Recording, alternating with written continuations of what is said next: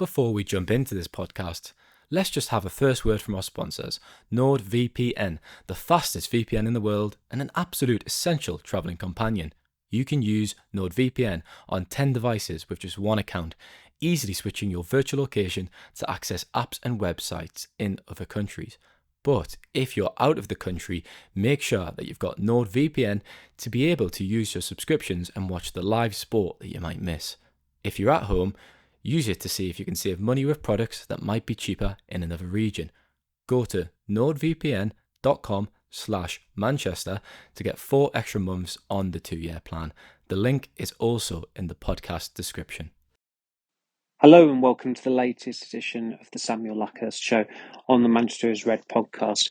I'm flying solo today on Easter Monday, but I will be looking back on Manchester United's latest Premier League defeat to Wolves, touching upon some of the issues from that game and also some of the positives given the performances of Tyler Fredricson and Harry Amass. Of course, it's the 15th time United have lost in the Premier League this season. That is a Premier League era record. They've not lost this many games in a league season since 1989-90. There are some parallels developing with that season and maybe some happy omens for United fans, if you like, in that United ended up finishing 13th that season, suffered 16 defeats, but they did salvage that campaign in a cup final at the end of it. Of course, the first trophy they won under Alex Ferguson, the FA Cup against Crystal Palace.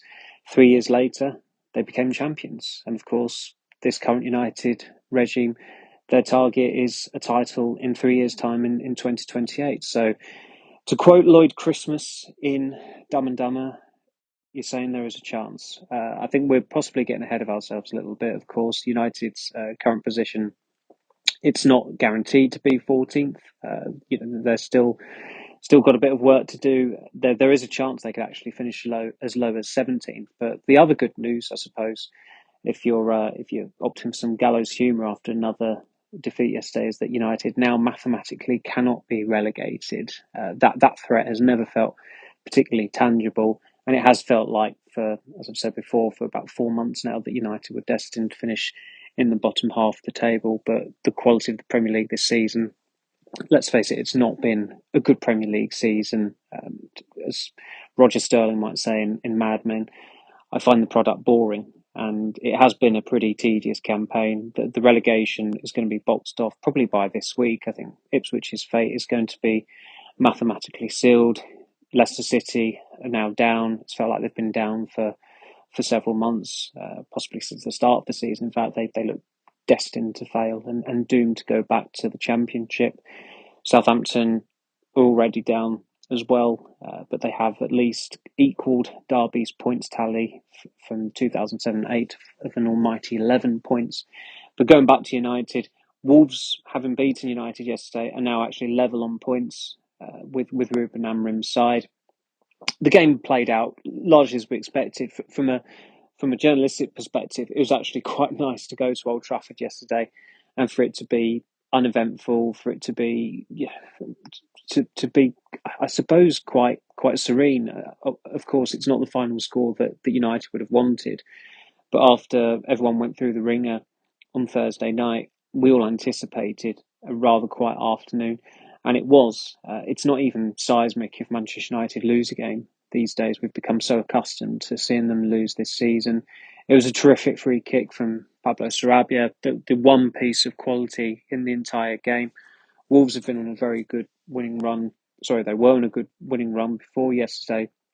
They've now done the double over Manchester United for the first time since 1979-80.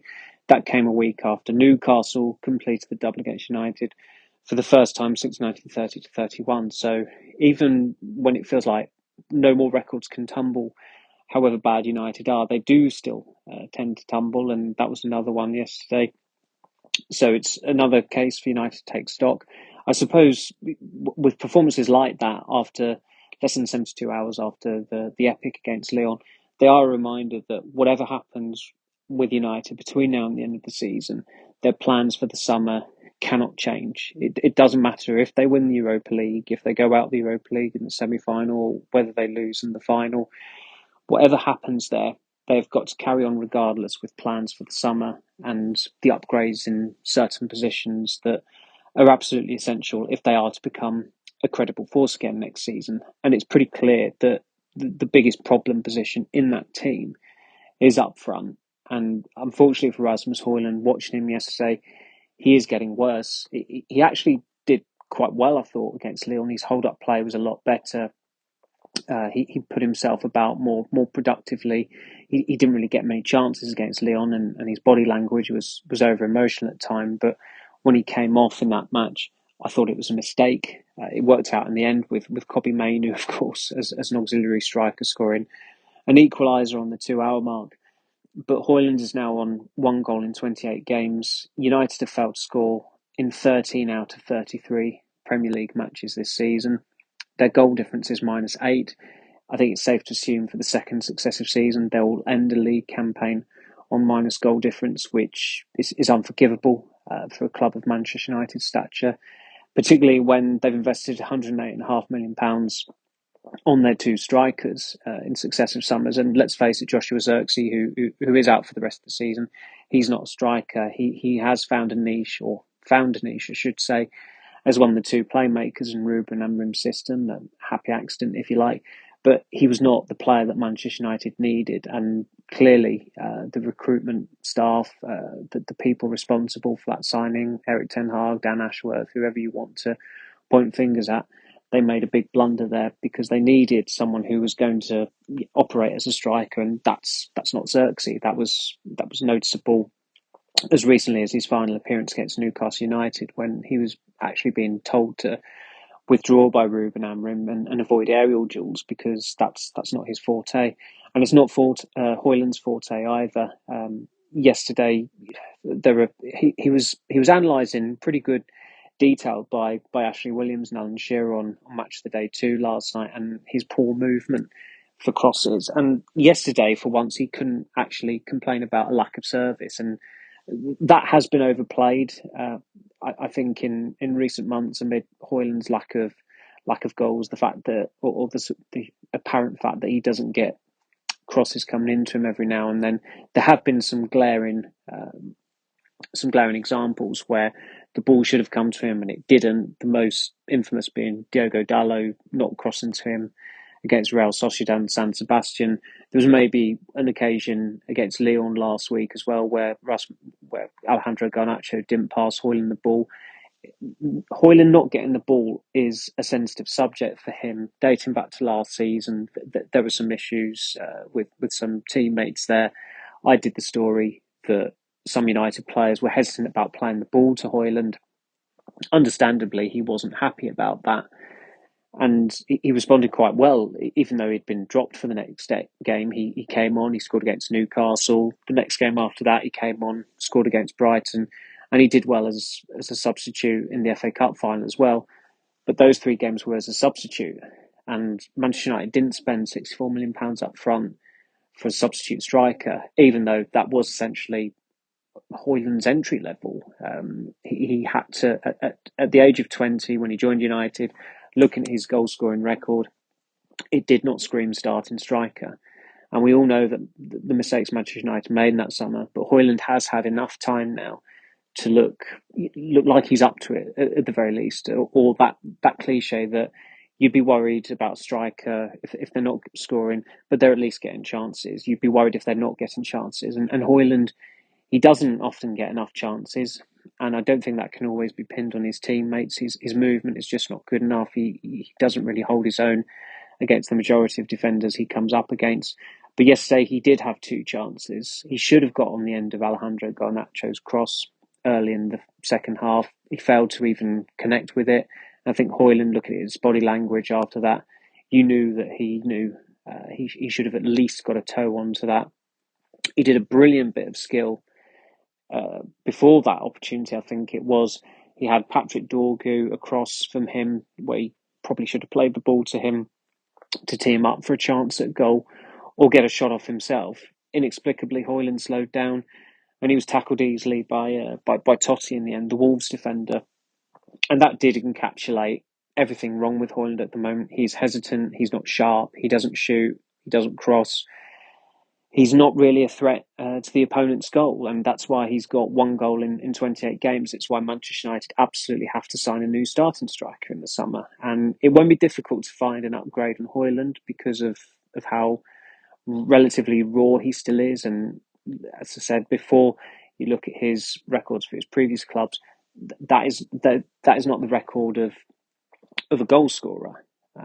And really, there were a number of reasons why they made an error in signing Højlund back in 2023, and that close alliance, if you like, with Erik ten Hag, where they were both and still are represented by the same agency, and Højlund moving to that agency on the eve of the transfer, that didn't reflect well on that deal either. I think with those arrangements, if anything, it just heaps more pressure on the player to perform.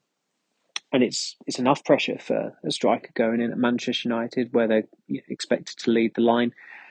But United made an absolute pig's ear with that Højlund signing and their plans to rotate him with Marcus Rashford. Marcus Rashford, who at that time, he just had his best season on the left wing. And then all of a sudden there's chatter that he's going to be rotating up front. That didn't make any sense whatsoever. So there's a lot that Højlund is not responsible for. But currently, when you look at his poor movement, when you look at his lack of, certainly his indecision on the ball, that is on him. And the dilemma Manchester United have is that they can't really take him out of the team at the moment. They don't have an alternative senior striker, and they wouldn't, even if Joshua Zirkzee was fit, because Zirkzee, the more you watch him, the less he looks like a striker.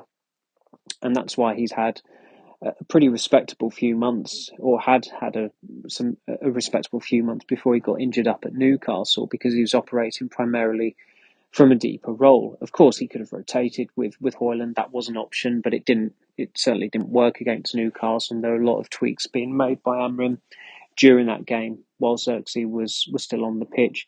It was noticeable yesterday that when Chido Obi warmed up for the second time, it was at the start of the second half. As soon as the second half started, Obi warmed up as well.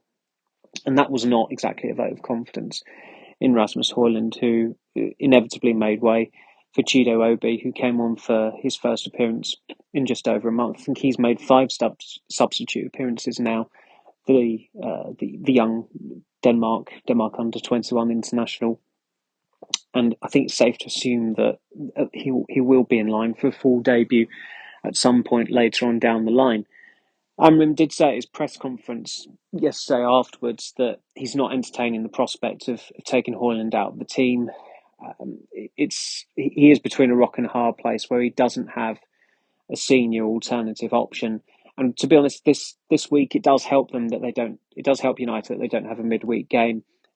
A lot of the players who start against Real Sociedad, I suspect the majority of them will start against Bournemouth, because you don't want players undercooked for that game.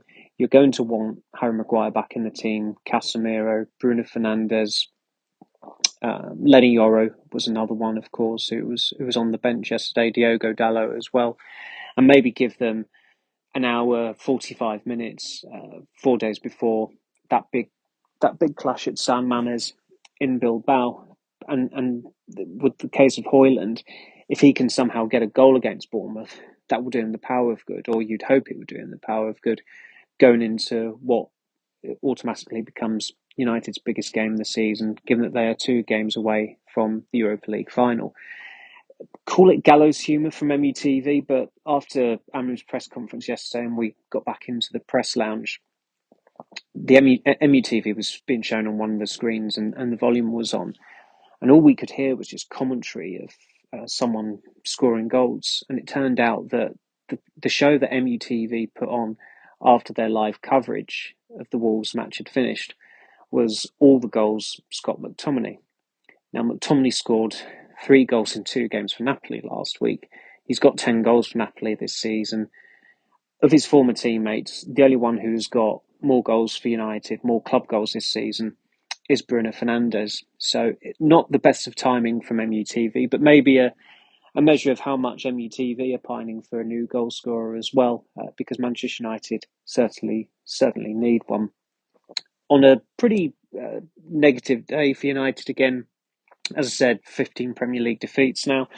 Not that these league defeats are particularly meaningful as they prioritise the Premier League, but nevertheless, it's still rather ignominious that they've lost more games than last season when you consider how bad it got last season as well. But there were the positives, of course, of Tyler Fredricson on his debut and Harry Amass, who made his first start for the first team at Old Trafford. Amass, I thought, was better than he was up at Newcastle. He played 90 minutes as well.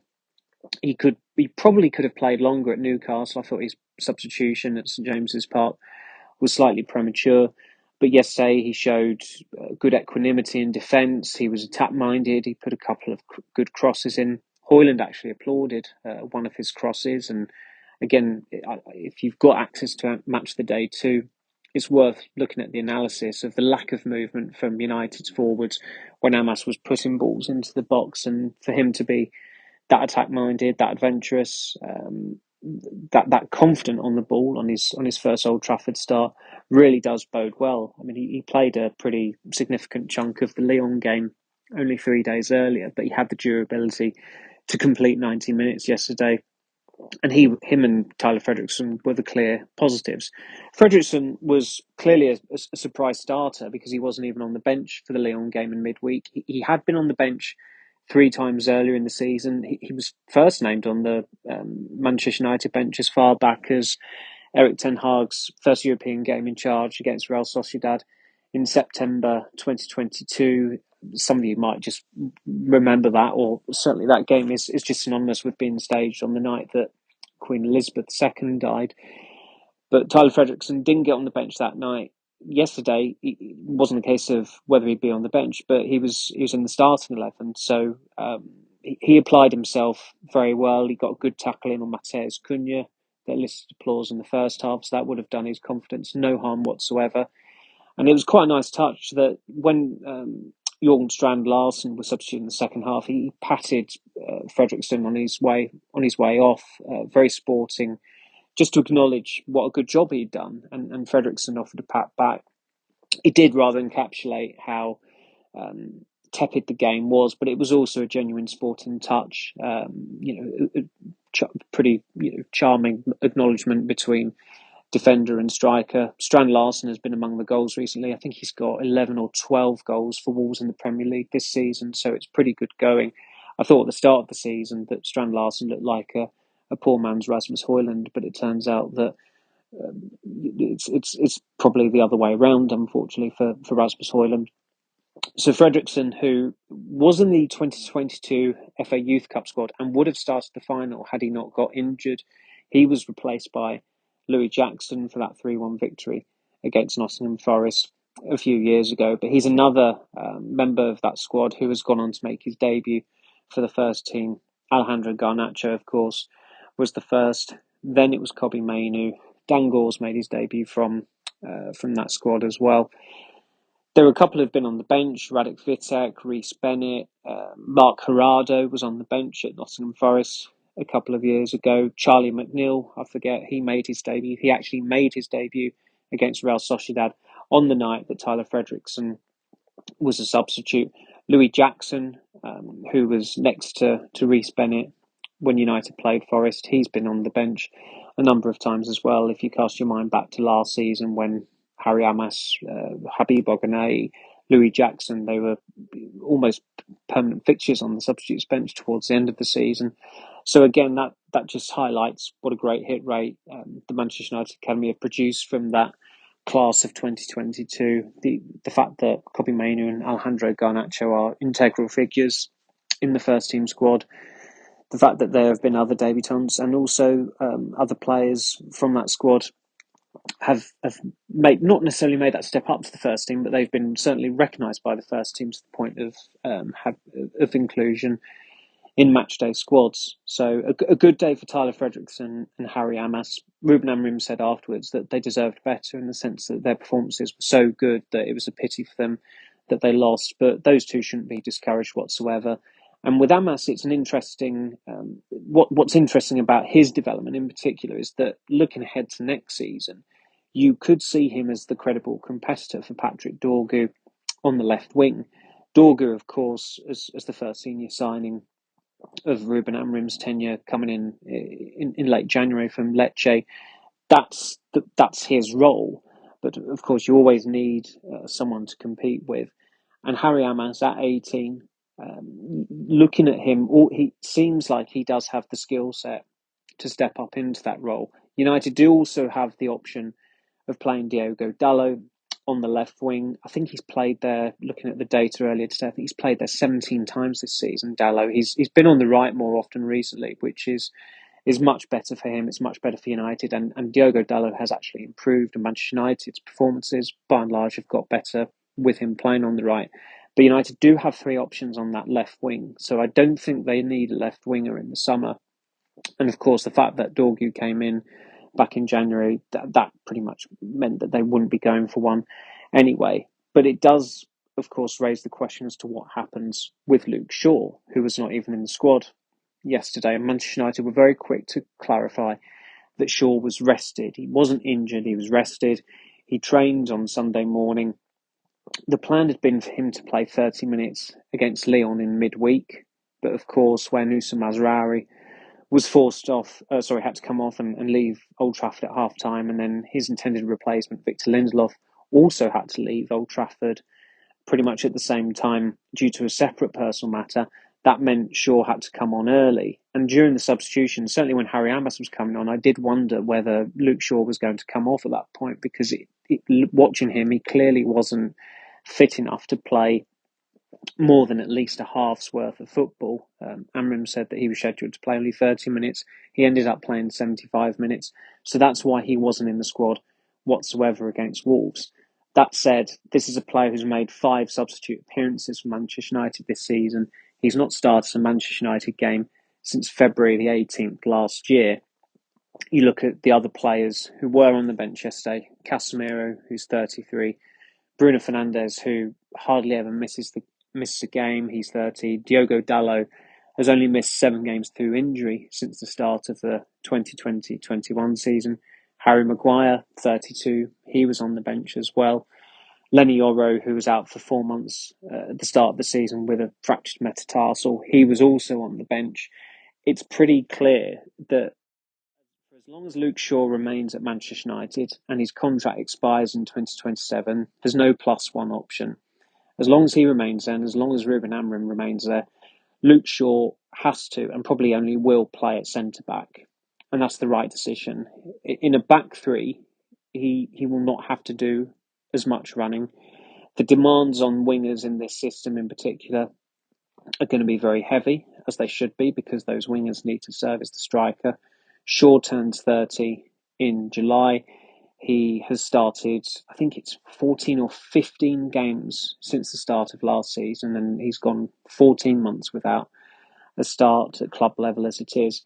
He does not have the durability, and he is far too brittle to play as a winger in this Manchester United team. That's why Patrick Dorgu was signed. He's 20? Diogo Dalot is 25 or 26, and one of the fittest players at the club with a remarkable injury record after his first 2 seasons were pretty injury plagued at United. They have that option of Harry Amass as well, and they also have that option of playing Dalot on the left wing. United, I maintain, do need a right winger in the summer. They need someone else to share that load or compete with Diogo Dalot. Maybe a similar profile to Patrick Dorgu, to when he came in. Nusa Mazraoui was a right-back signing last year, but similarly to Luke Shaw, I can see Mazraoui being converted into a full-time centre-back now, because in the summer United will release 2 centre-halves, Johnny Evans and Victor Lindelof, and their replacements logically should come from within, which would be Shaw and Mazraoui, and therefore they don't have to sign a centre-back in the summer, and nor should they. They signed Aidan Heaven in January, and they signed 2 centre-backs in Ineos's first summer, overseeing the football operations at the club in Lenny Yoro and Matthias de Ligt. So looking at their central defensive department next season, they would have Yoro, Martinez, de Ligt, Maguire, Heaven, and then the auxiliary options or converted full-time options of Mazraoui and Luke Shaw. You could even throw Casemiro into the mix, possibly, given how often he played at centre-back last season. I suspect he won't play at centre-back again for United, especially given how well he's been playing recently in Europa League and the options that they have at centre-half. But even Casemiro is another option. It's possibly fair to throw Tyler Fredricson into the mix as well, given how well he did in his debut yesterday. But a lot can happen between now and the start of next season, and a lot of academy players will be heading out on loan as well. Of course, there's a loanee actually that United have at National League Rochdale, Jack Kingdon, who is playing in the same system as Manchester United are operating in under Ruben Amorim. He's playing in a back three, and having spoken to him, interviewed him a few weeks ago, he's hopeful that could get him a place in the pre-season tour squad. So we'll have to see what happens with Jack Kingdon. Of course, after Wolves, it's going to be Bournemouth on Sunday. So it's a pretty long break for Manchester United fans and players for this time of the season. Normally, if you are still in the competition, you don't get that midweek break. But nevertheless, Manchester United don't play for a while yet. So we'll have to be whiling away the time until that Bournemouth game comes along and that trek down to the south coast. Hopefully, for United's sake, it won't be a 16th defeat of the season, but they are close to emulating the 1989-90 team who finished 13th and ended up with 16 league defeats. Nevertheless, there are positives, I suppose, for United in that their squads, they have got players who have come back recently. Strangely, their Europa League goals record is very good compared to their Premier League goals record. Of course, there was an element of luck about the Lyon game, but also United they went hell for leather, through caution to the wind, whatever phrase you want to use. Kobbie Mainoo was among the goals last week. It'll be interesting to see what happens with him and the Højlund dynamic there, whether Ruben Amorim is tempted to make a change up front. Erik ten Hag did it at the end of last season, and it had a big bearing on Manchester United's FA Cup final win against Manchester City. Bruno Fernandes playing up front. He had a huge role in that win that day. Everyone in United shirt turned up, was excellent, but Fernandes' assist for Kobbie Mainoo, I mean, it's one of the great FA Cup final goals anyway, but it was a particularly great assist from Fernandes. I remember being in line with that goal and thinking for a split second he'd somehow mishit it, but no, he'd seen Mainoo, and the layoff, the disguise in it was absolute perfection, and it was a delightful finish from Kobbie Mainoo as well, who clearly likes that technique of curling it into the far corner. He tried it yesterday against Wolves. It didn't come off, but of course he tried it against Lyon, and it did come off. And if all else fails, they've got Harry Maguire to turn to as well, which is not an option that Manchester United will want to have to turn to too often, but it almost yielded an equaliser against Nottingham Forest, and it gave them the mother of all late winners against Lyon in the Europa League last week. United have got 5 fixtures left in the Premier League, as I said, starting with Bournemouth away, then it's Brentford away, West Ham at home, Chelsea away, and the season ends with Aston Villa at home. The Chelsea away game will be on a Friday night. That's been done partly because it's the FA Cup final the following day, and it's also the Women's FA Cup final on the Sunday, and Manchester United are, of course, participating in that at Wembley. So Jim Ratcliffe got a bit of flack last season when he didn't attend their victory against Tottenham in the final, because on the same day United were playing Arsenal at Old Trafford. Ratcliffe was at that game. So was effectively at that time the Prime Minister-elect, Sir Keir Starmer. It made infinite sense for Ratcliffe to shoot the breeze with Starmer and also the Manchester Mayor, Andy Burnham, amid plans for the new stadium. Ultimately, having been present when Ratcliffe gave questions about the United women's team short shrift at Knightsbridge 14 months ago, he clearly is not interested in the women's team, and I don't think he should necessarily get a lot of stick for that. He's bound to get stick because that's the way it works now.